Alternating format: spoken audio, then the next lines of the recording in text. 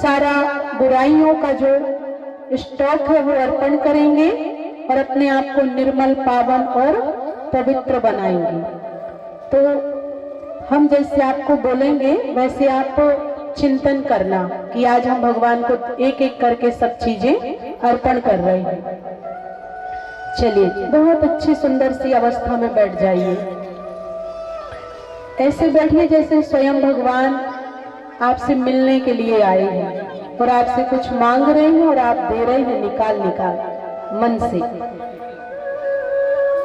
बिल्कुल भी शोर नहीं करेंगे।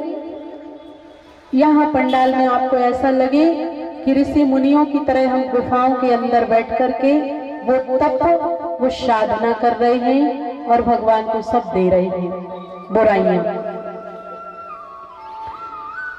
चलिए, अपने मन को संपूर्ण जगत से समेट लीजिए।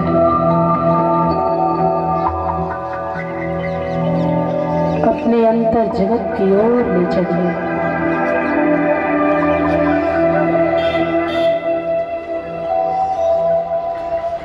अपने अंतर में झांकिए। बाह्य जगत से दूर हो जाइए। मेरे मस्तक में एक सुंदर ज्योति जल रही है। जैसे दीपक जल रहा है, ऐसे मस्तिष्क में एक प्रकाश निकल रहा है ज्योति का। जैसे मैं ज्योति स्वरूप में स्थित होती हूँ, वैसे ही मुझे हे भगवान, हे प्राणनाथ महाकाल शिव बाबा, आप हमारे सम्मुख आ जाइए। आप देखिए, आपके यहाँ सामने एक बहुत सुंदर शिवलिंग है। उस शिवलिंग में एक बहुत तेजस्वी ज्योति जल रही है। दिव्य प्रकाश निकल रहा है। हाथ में तांबे का लोटा है। आप बड़े प्यार से भगवान को जल अर्पित कर रहे हैं। हाथ में एक चंदन की डिब्बी है। शिवलिंग में 3 रेखाएं खींच दी आपने, बीच में बिंदु लगा दिया। आप उसके सामने बैठ गए। अब आप अपने मन के अंदर का,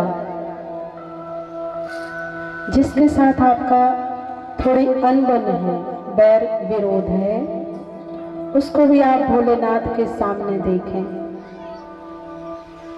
उसके मस्तक में भी ज्योति देखें। ये भी मेरे शिव बाबा का बच्चा बच्ची है। दोनों ने भगवान को अंदर का जो बैर है वो चढ़ा दिया।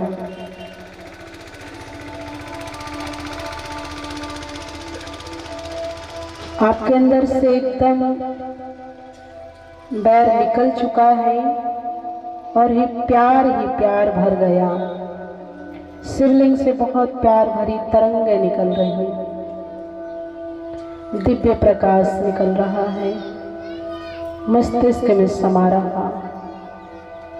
एक एक करके सारी बुराइयां भगवान को चढ़ा दो। भगवान, आज से हम वैसे बनेंगे जैसे आप चाह रहे हैं। इस धरा को हम राम राज्य में परिवर्तित करेंगे।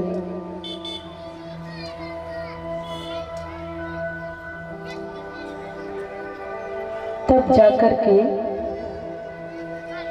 संसार में श्री कृष्ण जैसी दुनिया आएगी। तो पहले मुझे ऐसे बनना है। ओम शांति।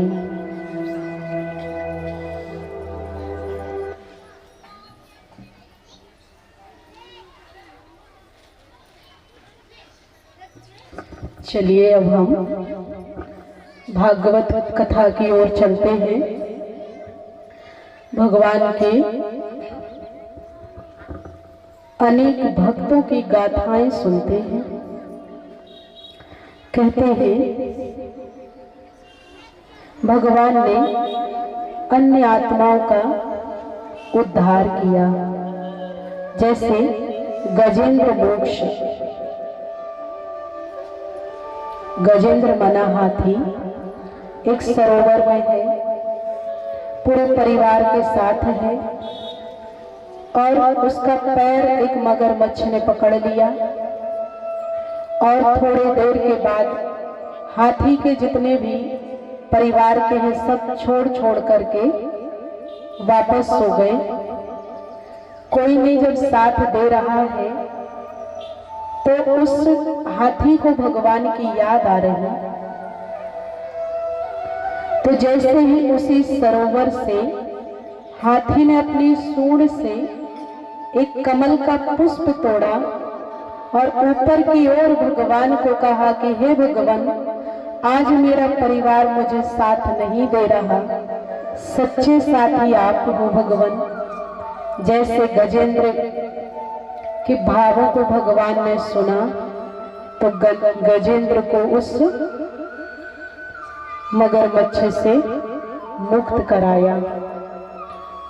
तो भगवान जब जीव जंतुओं का भी कल्याण कर रहे हैं तो हमारा भी करेंगे, लेकिन कब करेंगे?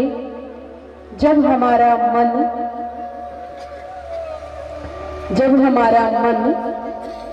इन लोगों से आशाएं लेना छोड़ देगा।